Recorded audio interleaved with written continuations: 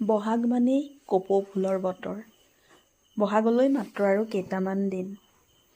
আমাৰ বাৰীৰ কপৌ ফুলজোপা অৱশ্যে বহাগলৈ নৰলেই, এতিয়াই বৰ ধুনীয়াকৈ ফুলি উঠিলে।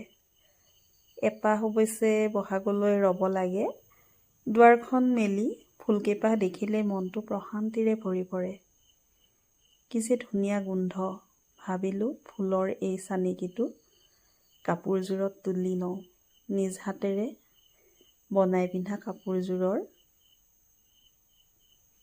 মুখটোৱেই অলপ বেলেগ হয়, আৰু সেইবাবে প্ৰয়োজনীয় বস্তুখিনি গোটাই লৈ এনেকৈ এপাহ এপাহকৈ ফুলবোৰ আঠা দি কপৌ ফুলৰ এই ডিজাইনটো বনাই ল'লোঁ।